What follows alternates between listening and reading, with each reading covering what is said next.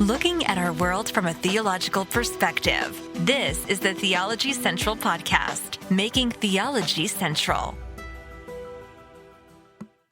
Good evening, everyone. It is Monday, May the 9th, 2022. It is currently 9:37 p.m. Central Time, and I'm coming to you live from Abilene, Texas. Welcome to another episode in our series, Bible Study Exercises or Bible Study Exercise. This series is designed to get you involved in the actual study of the Bible, not just sit there and listen to someone tell you what the text means. And if you listen to our last live broadcast that we concluded about 35 minutes ago, and maybe a little longer, but about 40 minutes ago. If you listen to that last live broadcast that concluded about 40 minutes ago, not only did you hear my frustration, you were just given a perfect example where you sat there and listened to someone basically tell you, this is what a chapter means, that in my estimation completely ignored the simple, straightforward reading of the text. In fact, the straightforward, simple reading of the text was completely and utterly ignored.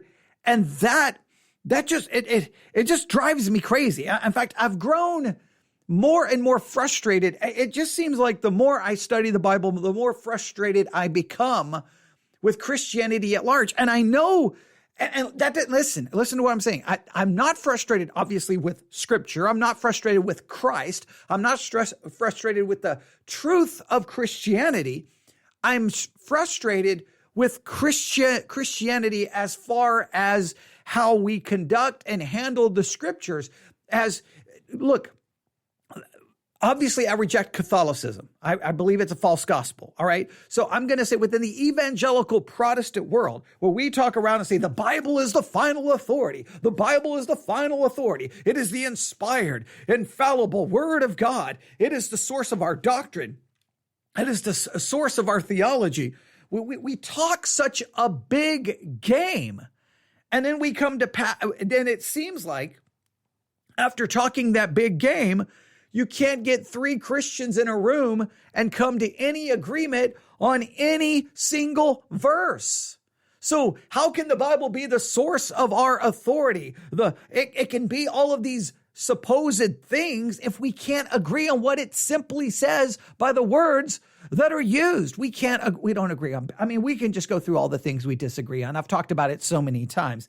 And this is just frustrating because if you've been with us, you know that for the Bible Study Exercise series, currently, we are working on Matthew 24. We're dedicating 8 weeks to Matthew 24. And I'm doing as much work as I can, hour after hour of live broadcast, trying to get you to really dig into the text. There are people who've been submitting their homework assignments in the Discord channel. Thank you so very much for the work. Someone has done extra work on the study on the Antichrist. Thank you for that.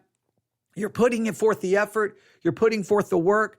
I know I have not been able to engage with everyone's homework maybe the way I would like to, because I'm trying to here, go work on this. And then I'm trying to do other things to kind of supplement what you're doing. I have my own direction that I am going. So I'm not allowing myself to get too distracted in a sense by the homework, because I know if I look at it too much, I'm going to end up following it, but I'm hoping it's been beneficial to everyone. So here's what we're doing. All right. I'm not going to go back and review everything. We've done so much. We've reviewed so much recently that in some cases, I know I'm going to get emails of people complaining of all the review, but I have to keep reviewing. The reason I keep reviewing is just because, of what we heard in the last hour. So here's what we're doing right now. Matthew 24, what we are doing right now is I'm going to choose random sermons, and we're going to review sermons just to see what other people have to say in regards to Matthew 24, because I want you to hear as many different perspectives, but I also want you to hear sadly, how some people, I believe, completely misrepresent and mishandle the chapter. And I cannot stress to you enough, what is absolutely amazing is Matthew 24.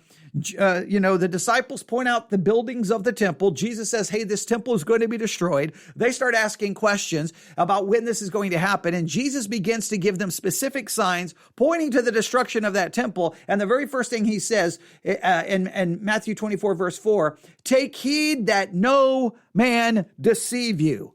I pointed this out in the last live broadcast. I got to point it out again. To me, that the irony is just so amazing. Don't let anyone deceive you. And then for 2,000 years, people have been taking the words of Matthew 24 and basically doing whatever they want with them and creating their own narrative and imposing that narrative upon the plain reading of the text. And you can hear my frustration because it's just like, it shouldn't be that, hey, here's Matthew 24. Here's the simple reading of the text. It's straightforward. Not saying that there aren't things complicated in it, but everyone should be able to agree, well, this is the primary focus of the chapter. And then you listen and read commentary, sermon after sermon, and you're like, okay, so clearly we can't even understand the plain reading of a text. And at that point, you just have to say, what am I trying to accomplish here? So yes, I'm extremely frustrated. So let me just say this again. The plain reading of Matthew 24 is this. Jesus walks out of the temple that's standing there close to 33 AD. His disciples point out to him all the buildings of the temple. And they're like, look at this. And Jesus is like, yeah, look at all of this. It's all coming down. It's going to be destroyed. And the disciples wait till Jesus is on the Mount of Olives and they go to him in private. And they're like, okay, so when is this all going to happen? When is this going to happen? And Jesus then begins to give them the signs. Obviously, the simple reading, anyone who just basic reading comprehension would say, okay, he's giving signs about the destruction of the temple. And we know when that temple was destroyed, 70 AD.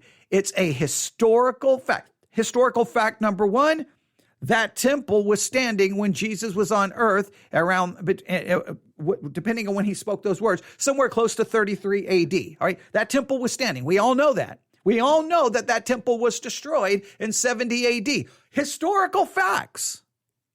Clearly, they're not asking about some future something. They're asking about that temple, and Jesus gives them signs that point to it.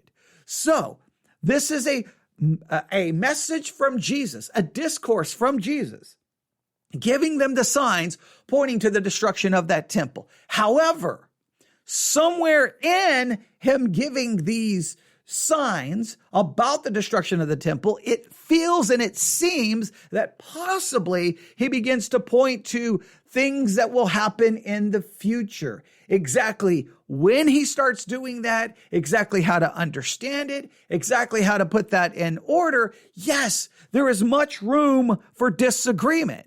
But here's the frustrating part. We're reviewing a sermon, right?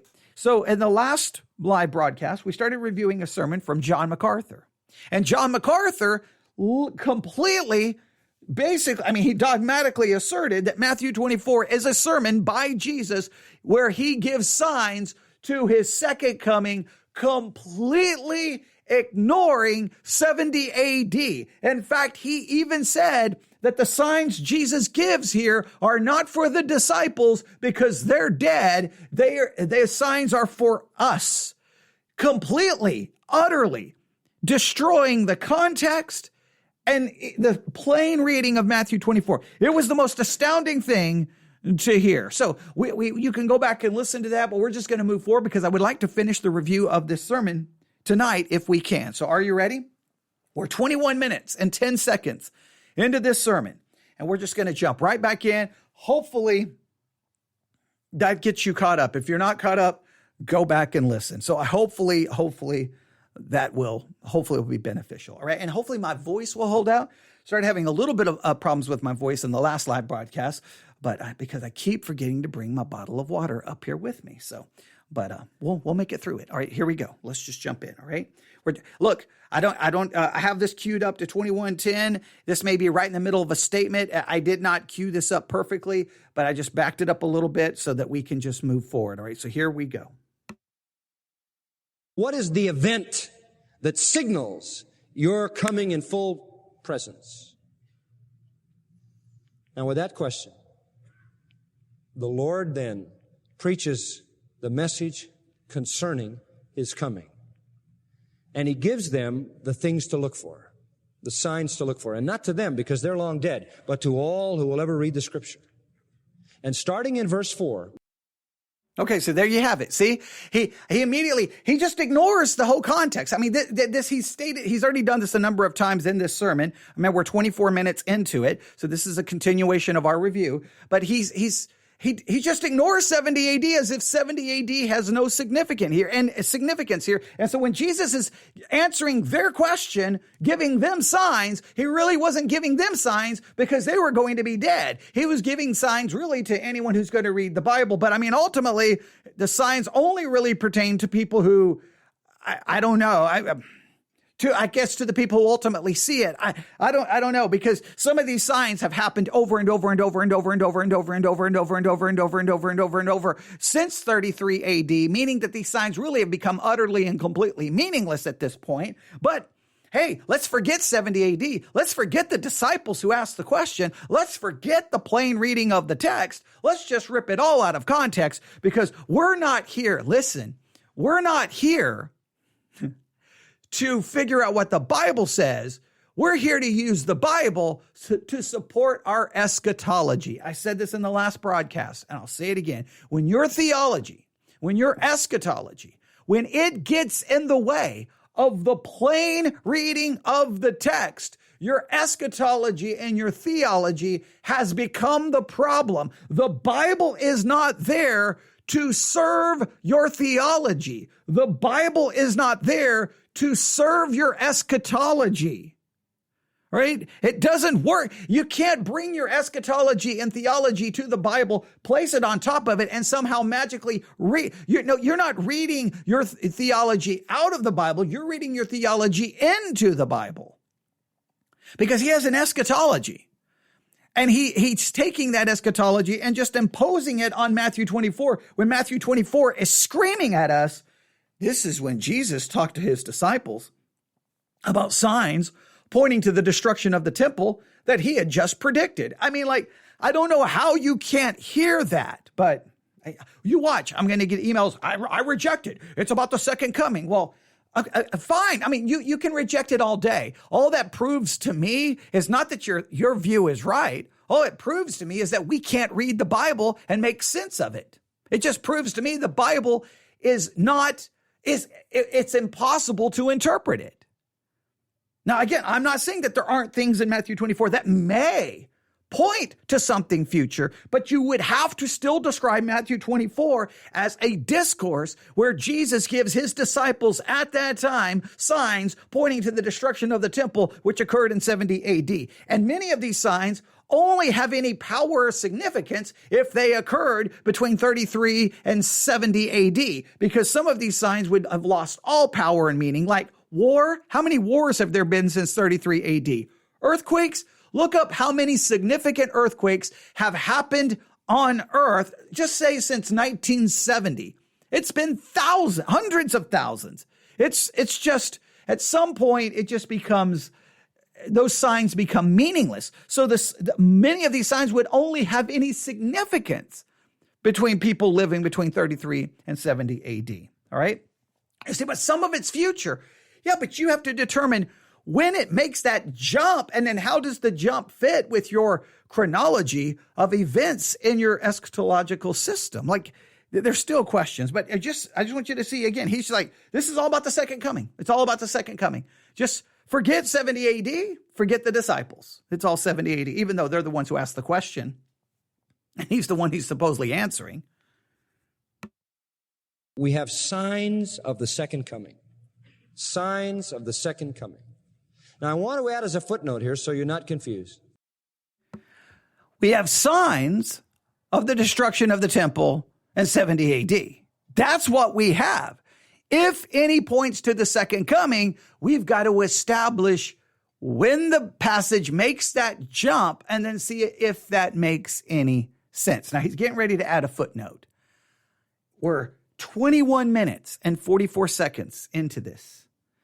I am hoping, I am praying, I am pleading that what we're about to hear is him at least make some acknowledgement of 70 AD. Okay. Now, I still think it would be, it's already been so misleading, it's not even funny, but at least would feel a little bit better. Now, if you're saying, wait a minute, you haven't listened to it yet.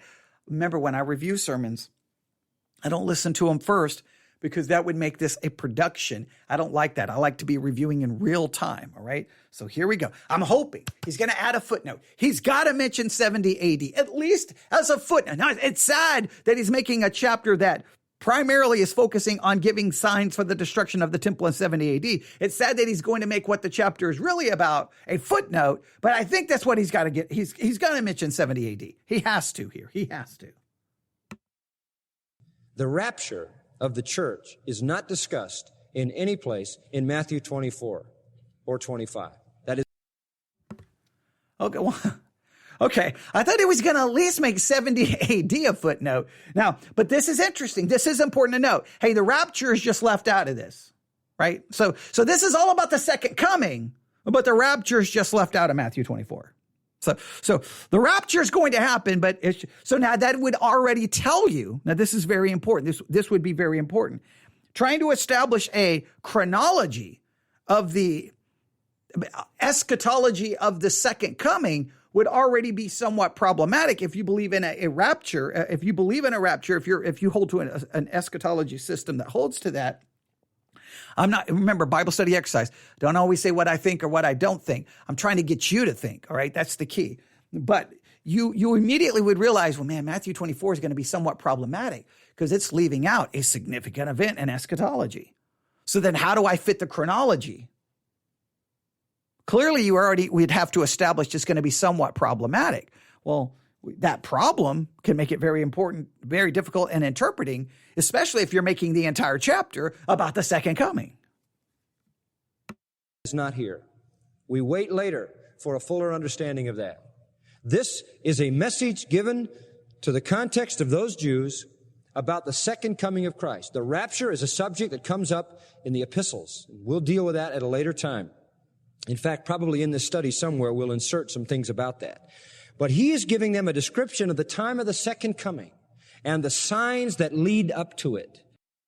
No, he's giving an answer to disciples who want to know when that temple is going to be destroyed.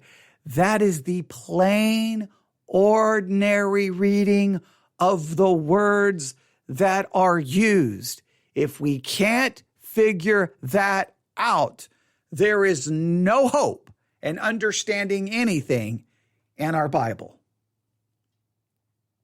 I've grown very tired that we say that, because remember, the Protestant world, we make this massive claim. We don't need a magisterial authority. We don't need a pope. We don't need a magisterial authority. The church doesn't have the authority to interpret the Bible. Every individual Christian has that authority and has that right. In fact, the individual Christian has such the authority and right to do so that it can call into question what the church teaches, condemn the church, get rid of a pastor, or go start another church.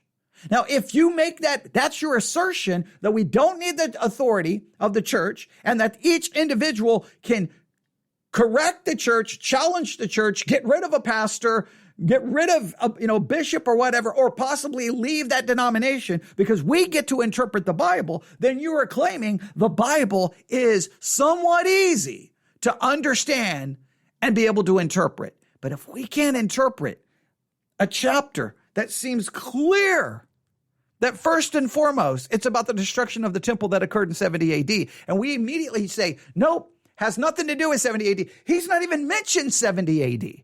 He's mentioned specifically the second coming. Like he said, how can you do that? That means that there's no hope of anyone being able to interpret the Bible if we can't even figure things out that would appear simple and straightforward using the techniques you learned in reading comprehension in elementary school. Now, he starts in verse 4, giving them a series of general signs that the people alive at the future time should look forward to. He doesn't tell them how far future it is. He doesn't tell them because every believer has always lived with a sense of intimacy, a sense of imminency, rather, that Christ could come at any point. So these are general signs that are for someone in the future, but we don't know which future and we don't know which generation. Hey, you guys asking about the destruction of the temple. I'm sorry. I got no signs for you. I'm going to give signs to some generation that I don't know. Well, you're going to be long dead, and generation after generation is going to die, and these signs are going to have no meaning. You know how many generations have claimed these signs as proof that Jesus was about to come back? So you're saying Jesus is giving signs that generation after generation is going to claim are being fulfilled in their generation, and they're all going to be wrong because these are just general signs to some future generation, and some generation somewhere will be able to claim these signs, but many other generations are going to claim them falsely. Yeah, what a great way to interpret this chapter. What a great way. All right, let's continue. So he doesn't tell them any time. He just says signs. Notice, please, the first sign is deception. Verse 4, many will come and deceive. Verse 5 says the same thing. The second sign is dissension, war, rumors of wars, so forth. Verse 7, nation rising against nation, kingdom against kingdom. All of those happened between 33 and 70 AD. Too many historical documents, too many historical writings that would clearly demonstrate all of those occurred between 33 and 70 AD, and they would have been significant signs because you would immediately go, and remember what Jesus said about, I think we're getting close to the destruction of the temple. I think we're getting close to the destruction of the temple. Those signs would have been very specific and very meaningful.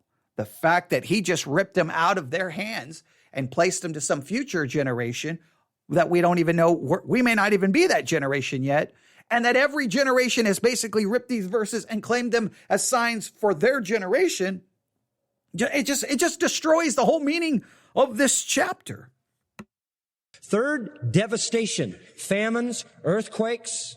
The fourth is desecration. Verse 9, they will deliver up the saints. Fifth, defection. Many of them will be offended and betray one another and hate one another and so forth. And the final is declaration. Verse 14, the worldwide preaching of the gospel of the kingdom.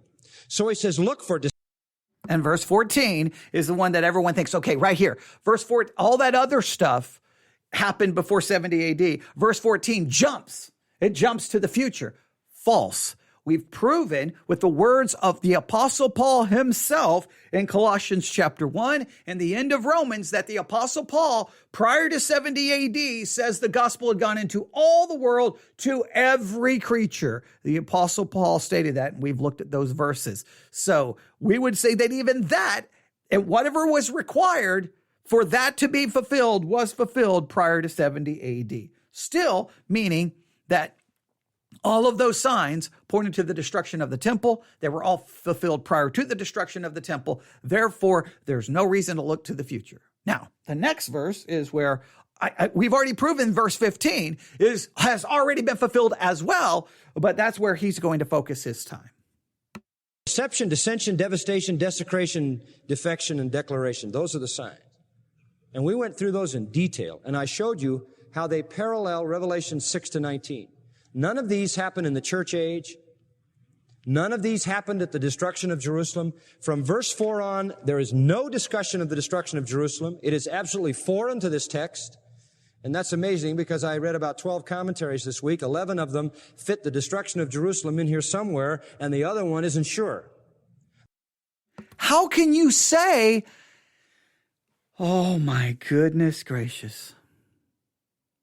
So all the...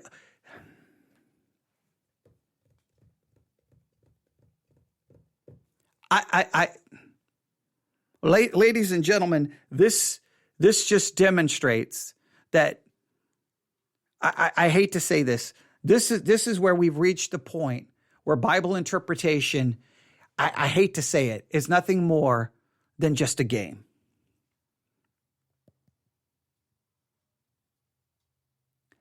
You're telling me the destruction of the temple has nothing to do, is not mentioned anywhere in this text. Wait. So let me make sure I understand this. See ye not all these things? Verily I say unto you, there shall not be left here one stone upon another That happened in 70 AD. And as he sat upon the Mount of Olives, the disciples came to him privately saying, "Tell us, when shall these things be?" And Jesus answered and said unto them, the one asking the question, then he gives them the signs. All right. Okay. Yeah. Someone just told me to calm down. Don't have a seizure.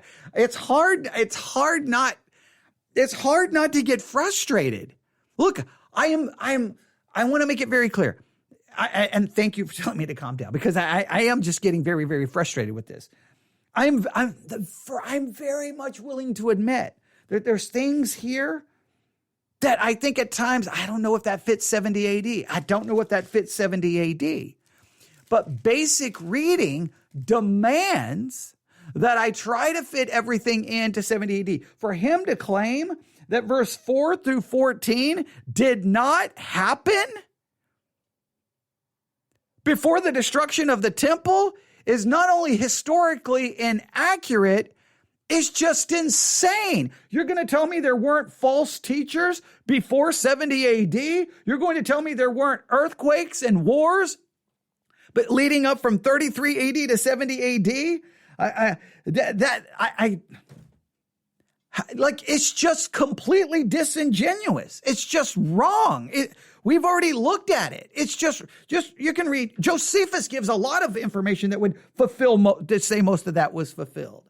It's just, I don't know why would you be so committed to ignoring? Look, why would you act like the destruction of the temple? That's not even in this text. What are you talking about? It's all over the text. The question is, at any point, does it jump from the destruction of the temple in 70 AD to a future period? Now, I'm more than willing to acknowledge it may jump, but when does it jump? And when it jumps, is it in any kind of chronological order? And if it's not in any chronological order, then how do we make sense of it?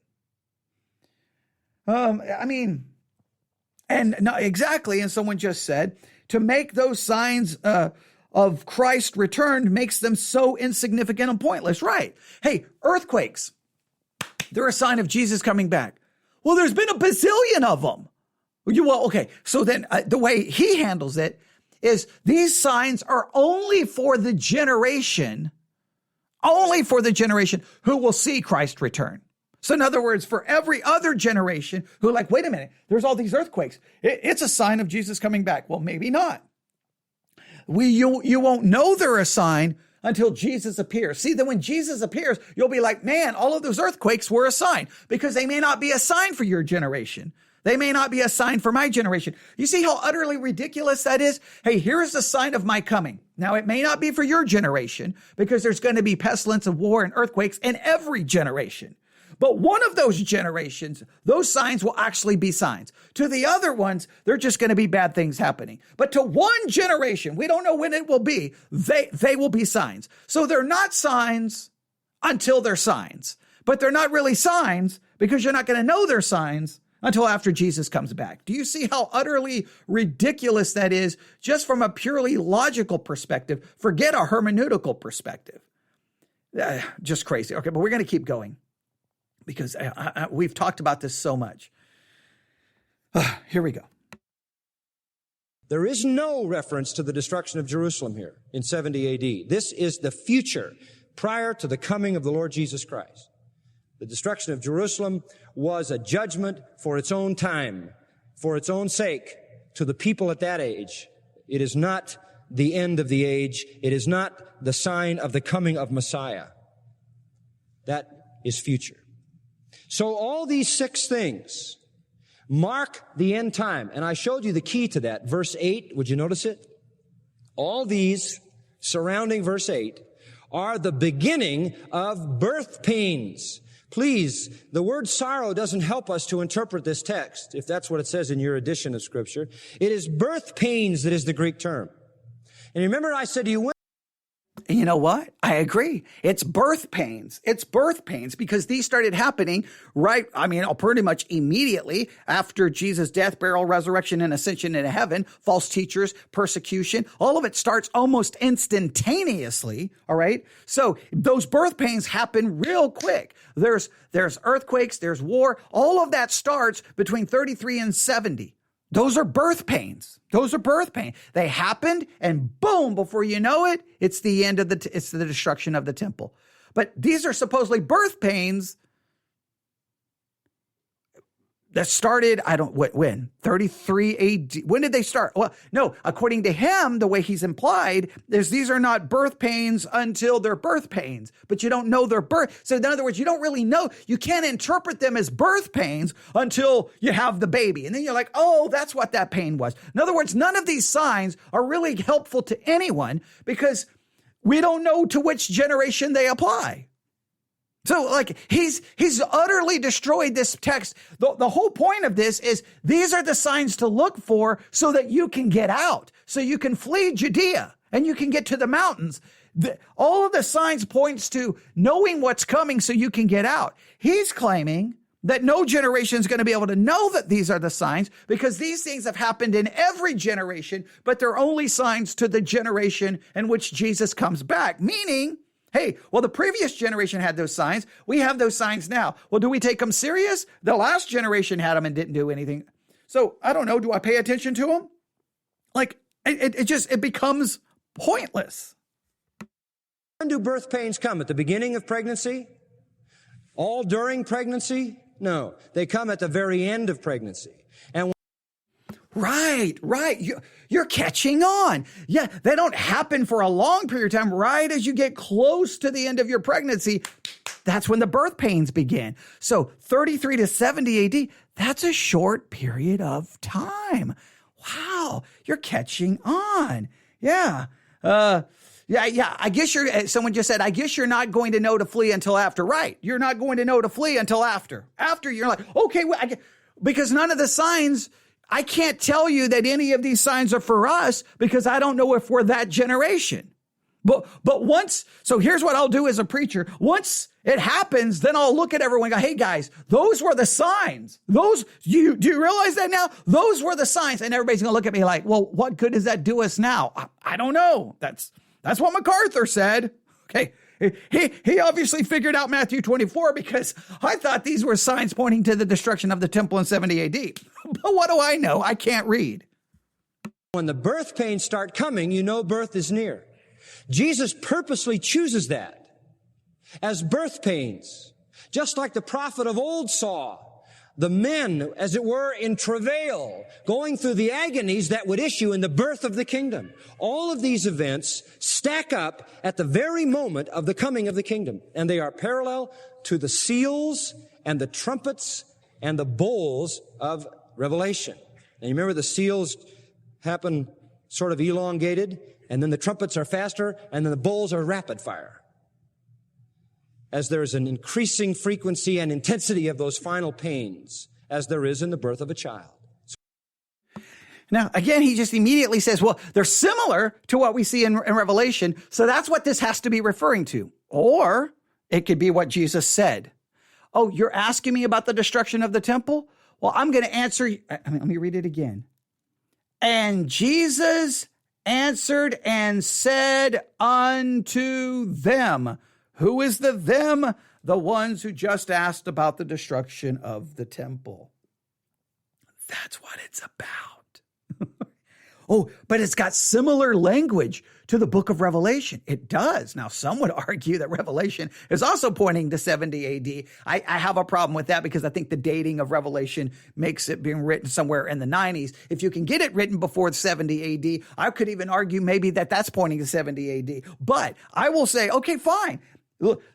But I'm not going to deny that whatever Revelation is talking about has a future implication. I'm all for willing to acknowledge that. The problem is you're saying that this is connected to that future period of time when the context is clearly not.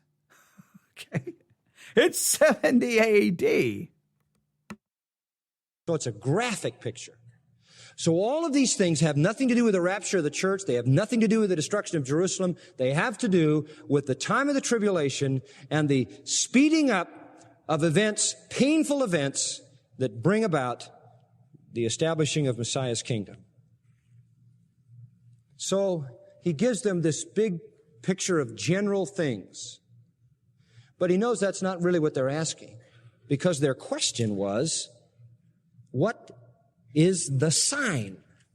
What's the one event that says we know this is it? Because we might see wars, and we might see deceptions and deceivers, and we might see defectors, and we would see the gospel being preached. We could see that even now today. There could be a lot of things we see. How do we know that this is really it? So he says, all right, I'm going to give you one sign that kicks the whole thing off. All right. So he's going to give them the one sign. Now remember, now he goes back talking to them. See, he's already said that these signs are not for them. Now he's going back talking like it is from them. Could you make up your mind? Were the signs for them? The signs were not for them. So the signs are not for them. So stop talking about them. None of these signs were for them. They were all going to be dead. They were never going to witness it. So it's not about them. So because they could say, well, some of this we could see now. Oh, wait, you just said that none of those signs were fulfilled at that time. Yeah, they were fulfilled at that time. This is so just all over the place. Okay, focus in. Who were the signs for? Tell me. Not them. You've already said that. You told me it's not for every generation, but it's for that generation. Okay, so for one generation, there's going to be one sign that kicks it all off. All of these other signs are not really that helpful, right? Because they could be for any generation, right? Because these things could happen in any generation. So reality is verse 4 to 14 is useless. Because because anybody could be confused about those. We need one sign. One sign. All right, so the one sign we need is going to be verse 15. Here we go. And in verse 15, he says, when you therefore shall see. Stop there for a moment. Stop right here. When ye. Who does the ye refer to? The ye refers to the people asking the question. Oh, I know. What a radical thought that when it says when ye, or as it says in this translation, so when you see, who is the you? The you goes back to the people asking the question. I think that's called basic reading. But no. It's not them. It's not them. It may not even be us, because we may not be that generation. It's some generation, but here's the sign, the abomination of desolation. Now remember, has nothing to do with 70 AD. Has nothing to do with 70 AD. He's already told us that. He's completely, utterly obliterated the historical context, the textual context, the basic reading of the text, because he is so committed to an eschatology that it is overriding the plain reading of Scripture. When your eschatology or your theology overrides the plain reading of Scripture, your eschatology and theology has got to go. It's the problem. When you see this, the end of verse 15, you better understand. So he's given them some general signs, the birth pains at the very end of man's day that result in the birth of the kingdom, but he gives them here the trigger that sets the whole thing off. This is absolutely a fabulous verse, and we're not going to get past this verse because it's so filled with truth, and we're not even going to exhaust it this morning. But it is a key verse in understanding this transition from what he has said through 14 to what he's going to say from 15 to 31. Very, very key. Now, when you who are alive in that day, and he uses the prophetic you, as we pointed out in our last study. Oh, so there's a prophetic you.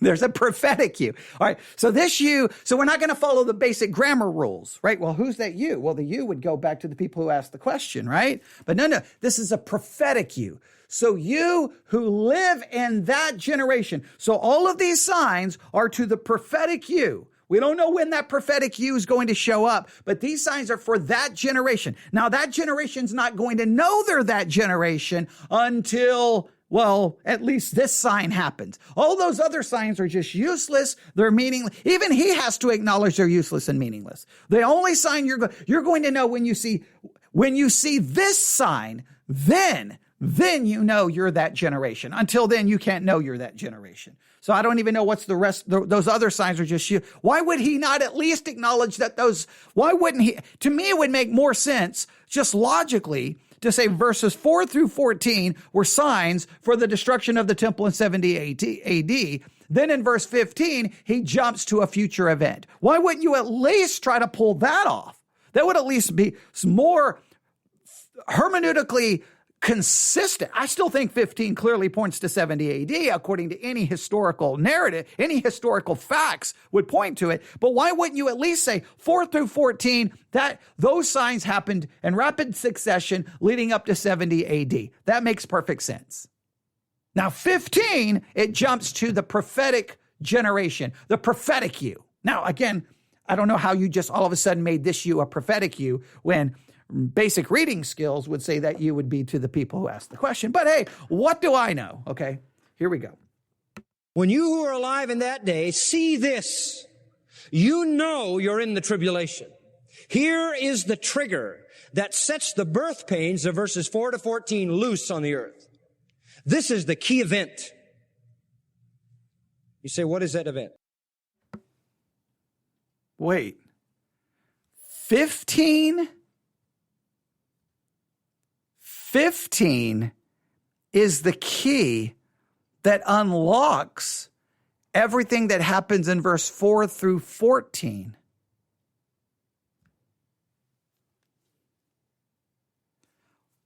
What in the world? Okay.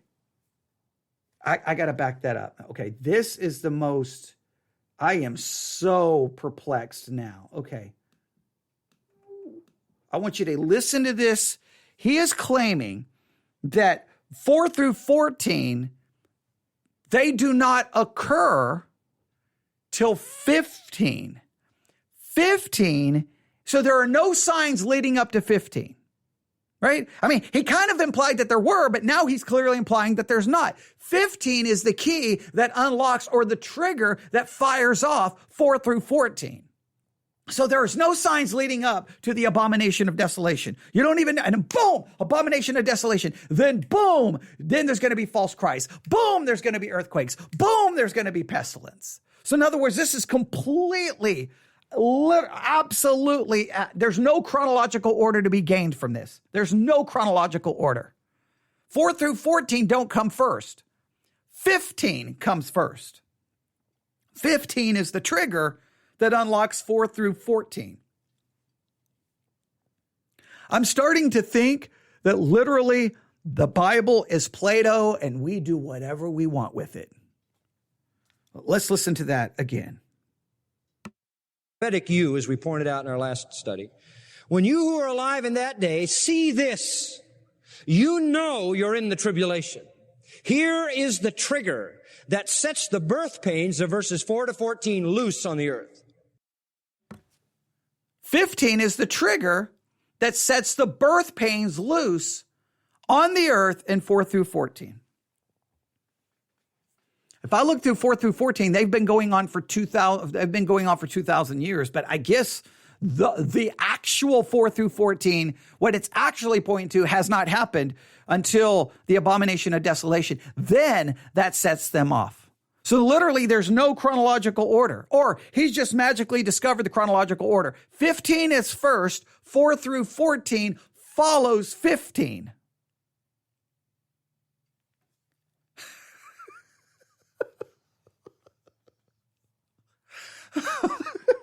Oh my goodness gracious. Oh my goodness. Oh my goodness. Oh, I have to look. Okay. I gotta laugh here because I'm going to start crying. People pay $400 to $500 to get into a conference to hear this man preach. People pay hundreds of dollars to hear this man preach. Now, I got nothing but respect for MacArthur. He was very instrumental in discipling me, right? He's done great. I love his verse by verse preaching. There's been some controversies lately that I would obviously have major problems with, but I don't want to be mean, but I'm just having a hard time. And it makes me mad because when I was young, I would have just had a notebook just writing this all down. Boom, boom, boom, boom, boom, boom. I'd have just been going to town. I probably heard this sermon probably back in the 1980s because I've listened to I probably have heard every sermon MacArthur's ever preached. I used to subscribe to his tape ministry, and they were sent to my house. I've probably heard every sermon the man's ever preached. I've probably heard this at some point in the past, and I probably wrote it down and as if that's how I understand it, because I would just take his interpretation as almost dogmatic. That's why I'm doing the Bible study exercise podcast episodes to go, no. We're going to struggle through the text. We're not just going to say, here, I'm not just going to preach it to you going, here's the way to understand it. I want to show you, literally, you can go to a sermon like this, or I don't have the book here in front of me, or you can go to get a book written by a preterist. The two interpretations, all the different interpretations to Matthew 24 are so radically different. They're not even on the same planet. And this one is absolutely just insane that they ask a question. And what Jesus is basically saying this is, one, guys, I'm not going to answer the question for you. I'm going to answer the question for the prophetic you. And we don't know where that prophetic you is going to be. But for that prophetic you, whatever generation that you refers to, they won't know. They're not going to have any warning until the abomination of desolation occurs. When that happens, then the signs in verses 4 through 14 will be let loose on the earth. Then they'll be able to interpret those signs. But not until the abomination of desolation. This destroys what the text seems to actually be pointing to. It destroys any chronological order in the text. The chronological order is just completely gone. You doesn't mean you. I don't even know what to say here. This is the key event. You say, what is that event? Look at it. When you therefore shall see the abomination of desolation, spoken of by Daniel the prophet, stand in the holy place. Whosoever reads, let him understand. When you see that, you can understand. That is the sign. Now let's go back to Daniel 11, and maybe I'll get a little further into the insight so that you'll understand where we're going. Now in Daniel 11, we meet a very important personality, and we call him Antichrist. He is called here the willful king, the king who does his own will, who does not regard the desire of women, nor any god. He magnifies himself above all. Verse 37, in his estate shall be honor. He honors the God of fortresses, the God of might, and so forth. And this is a description of the great Antichrist, the great willful king who does his own will, who flaunts his dislike and hatred toward the true God and his Christ, and he sets up his own power and his own strength.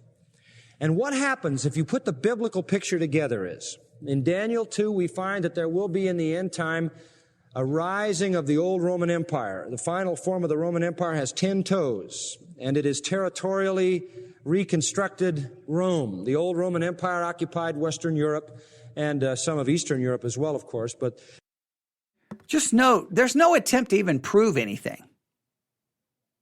There's no attempt to prove this. I'm going to just jump over here to Daniel and just start referencing verses. I'm going to reference verses in 2, and I'm just going to create this entire narrative. Now, the narrative may be right, the narrative may be wrong, but there's no attempt to prove it. And not only that, just because the only thing that Jesus references as far as Daniel is in Matthew 24 is simply the abomination of desolation, the abomination of desolation. Let me make sure I state it correctly, because I don't want to state it incorrectly, because now I'm just so frustrated with this entire situation. With the abomination of desolation. Yes, I should know what it is by now. I've read it a million times, but I'm just so frustrated here, because now he just jumps off into Daniel, just making all these references. Look, the only reference we need is the abomination of desolation. Now, again, a normal reading of this text would be, well, the abomination of desolation has to be connected with the destruction of the temple in 70 AD, because that's clearly what Jesus is talking about, and that's what he's seeking to answer. That's where we should look to first. But he's not even explained why we shouldn't look to 70 AD. He's just completely ripped it out of its context and no, this is all future, not proved it, just say take his word for it. But let's see what he does here with Daniel, just as he just randomly grabs sections from Daniel. In the new final form of the Roman Empire, which is crushed by the coming of Messiah, it shows this big image, the final form, a 10-toed representation of the Roman Empire, which is smashed by the Messiah, who is called the stone cut out without hands. So the Messiah comes and crushes a final 10-nation confederacy, which is like the old Roman Empire. But what's going to happen is out of that system, according to Daniel and according to the book of Revelation, will rise a great leader. And this guy will rise out of that European confederacy, and he will become a savior to Israel. He is going to be the one who is the protector of Israel. They're going to make an alliance with him, as we'll see in a little while, for their own protection against the Arab-Russian alliance, which will come into a final form as Ezekiel 38 describes it and comes against them. They do it for their own protection. He, by the way, is the one spoken of in Isaiah 10, who is the one they lean on, who smites them. Because in the midst of that alliance, he destroys them. Israel has made an alliance with this guy. He is in control. The powers of the world move into Israel, as described in the 11th chapter of Daniel. It's described with detail. At the time of the end, verse... Remember, this is a sermon supposedly on Matthew 24.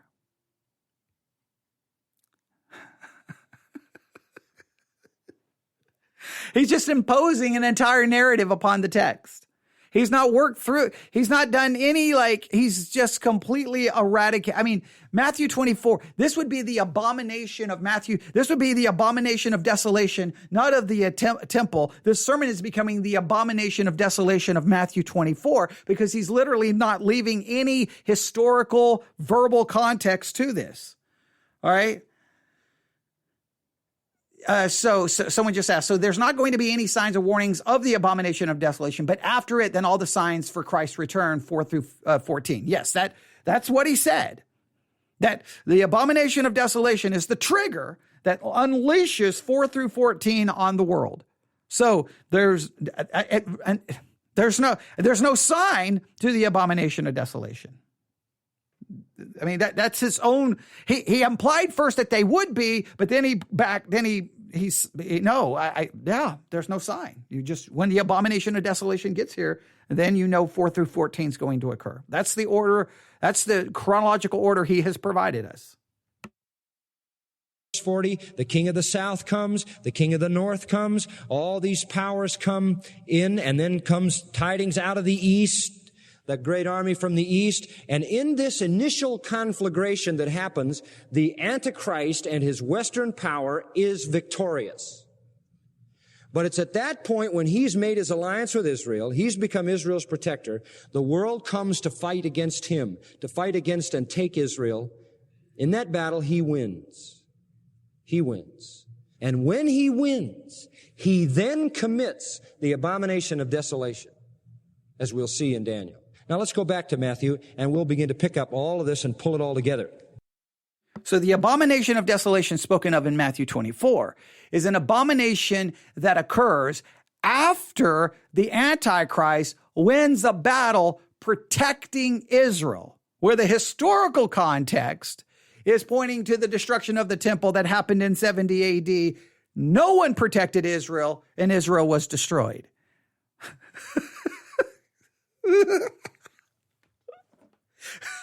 He's completely by the time he's done, Matthew 24 is literally about the destruction of a temple that occurred in 70 AD when Rome came in and destroyed them. No one defeated the armies fighting against Rome or against Israel. Israel lost. But no, this actually, the abomination of desolation that's referred to in Matthew 24 is when all these armies come against Israel, they are defeated because of the Antichrist. Then he commits the abomination of desolation. It's a complete, I don't even know. All right, let's continue. In Matthew chapter 24, we're looking just at this one verse, verse 15. When you see the abomination, now what is an abomination? Bdelugma, it's a strange word. Basically means that which is abhorrent, that which is detestable, that which is utterly repulsive to God. The word is primarily used to speak of things associated with idolatry. Rome's going to come in. Rome is going to destroy the temple. Rome is going to have their symbols of idolatry with them on their standards and on their flags. They're going to take the actual things from inside the temple and carry them away. It is an abomination, and it is an utter, basically, claim that we've just destroyed the God of the Jews. We've destroyed him. We're greater than the God of the Jews. This would fit perfectly with what happened in 70 AD. But of course, I guess we're not even allowed to possibly consider that, because according to the magisterial dogma of this sermon, it just doesn't have anything to do with it. All right. Okay. Well, someone just asked, so how do we know when it's the abomination of desolation? We'll know it's the abomination of desolation when all the armies come against Israel. They are defeated because of an individual, and then that individual is going to walk into a newly built temple, and then declare himself to be God.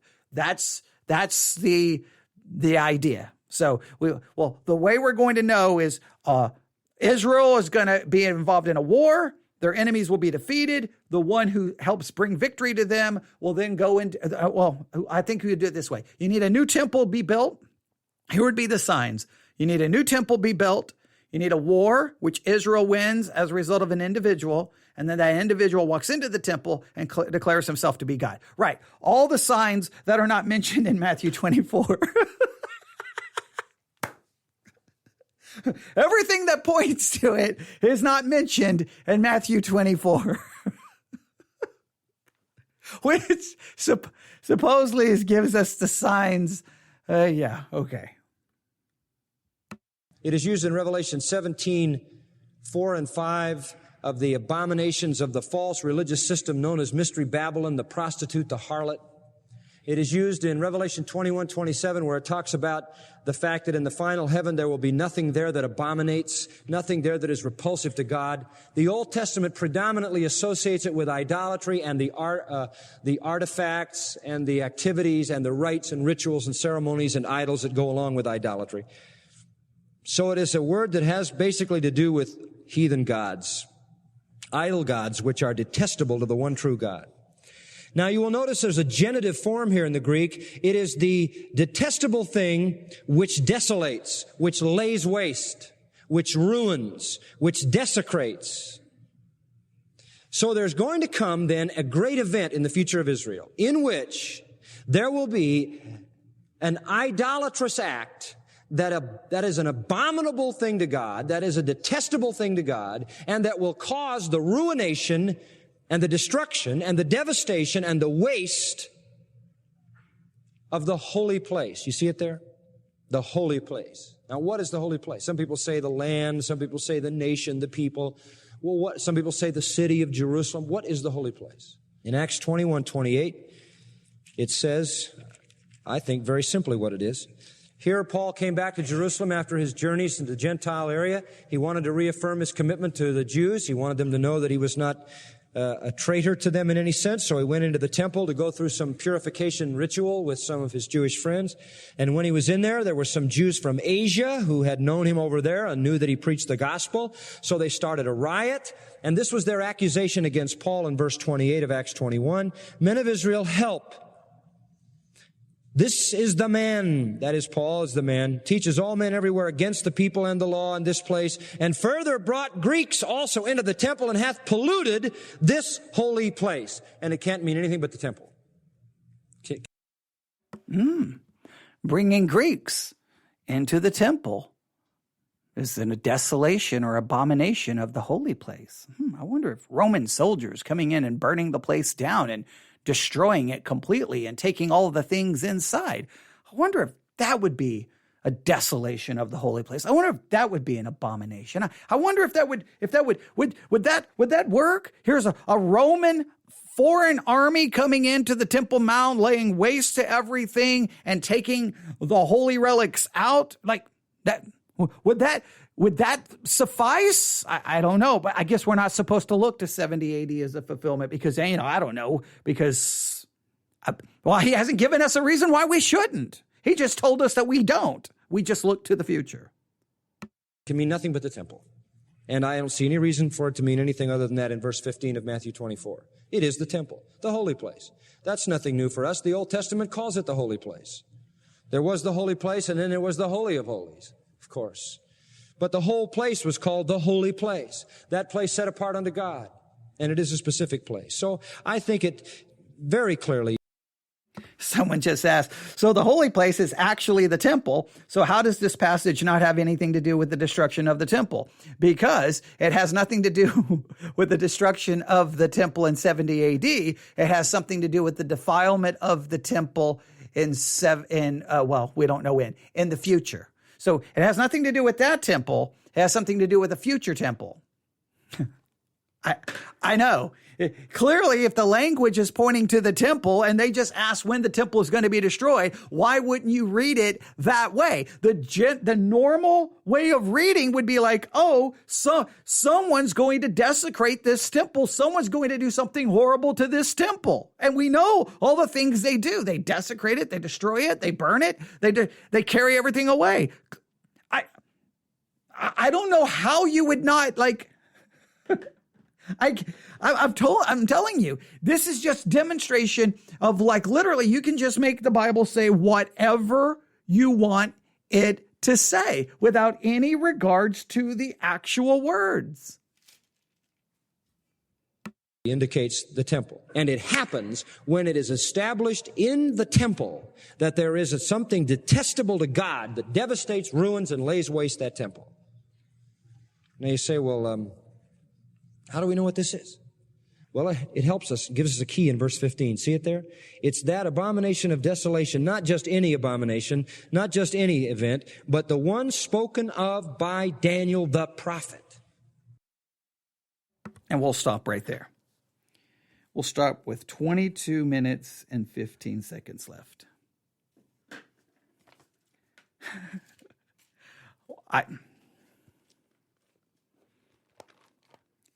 I don't even know what to say. And he almost hinted that it's going to bring about the destruction of the temple. So I guess the new temple that will be built will be destroyed. I guess the new temple that will be built will be destroyed. So I guess. So, he seemed to imply that. I don't know. I don't even know what to say at this point.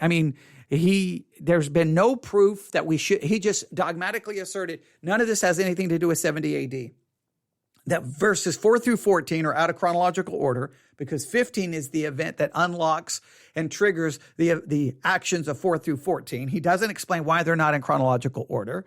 He doesn't explain even, and I don't even know how he's going to keep the rest of it in chronological order. I think the whole thing is just going. We've already seen the struggle with trying to keep it in chronological order in our own studies that we've been doing on this. But there you have it. We'll pick this up tomorrow. Thanks for listening. You can email me, newsif@yahoo.com, newsif@yahoo.com. I wish I had something more profound to say. We'll just pick it up. He's going to go back to Daniel and tell us exactly how this event works. Make sure I've got it written down on my card here. 22:15. That's where we're at, 22:15. So I'll keep this card somewhere. I'll place it in my Bible here. All right. Thanks for listening. Everyone have a great night. Yeah. There's no dramatic conclusion. I'm just going to let it end with the frustration, hopefully hanging over you like it's hanging over me, because that is some mess right there. All right. God bless.